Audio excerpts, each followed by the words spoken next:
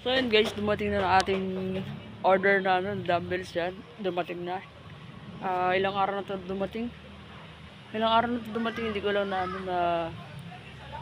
unboxing kasi medyo busy pa kami nung time na yun. Tapos wala talagang time kasi busy. So ngayon ko lang gagamitin to. Okay naman siya. Mabigat naman pero kailangan pa siguro umorder ng plato para madagdagan yung pinakabigat niya. Pwede na sa pang exercise.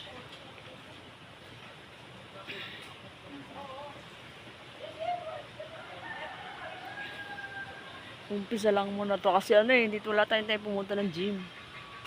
Gusto mo natin pumunta, wala tayong time kasi nga lihis sa oras namin. Mas late na ako lagi gumigising kaya hindi ako nakakapag gym, pero gusto ko talaga mag gym. Gusto ko kasi medyo lumaki yung braso natin medyo lumaki yung braso hindi kasi tsaka tumataba na rin tayo kaya kailangan medyo bawas-bawasan yung tiyan natin. Laki ng bilbil ko at bilbil na yan.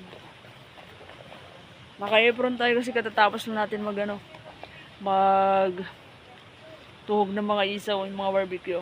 Magpahinga ng konti, mga 3:30 saka tayo magbubukas.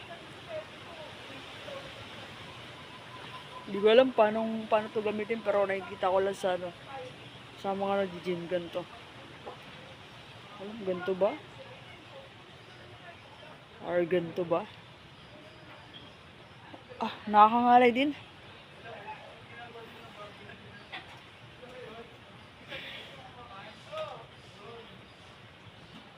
Nakakangalay din sa braso.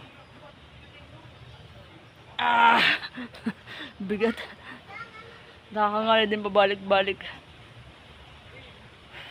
So, gusto ko talaga palitin sa akin yung tiyan, bandang tiyan kasi nagkakaroon tayo ng bilbil.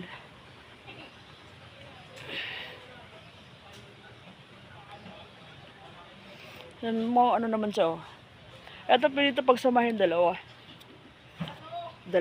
kada isa. Pero mag-order pa ako ng plato para timbang yung yung bigat talaga. Bali pag inangat mo to mas mabigat pa. Order pa tayo ng plato dito. Bali apat. Hanggang sa makain natin yung 4, sunod 3. Kaya pa naman, mahaba pa naman to.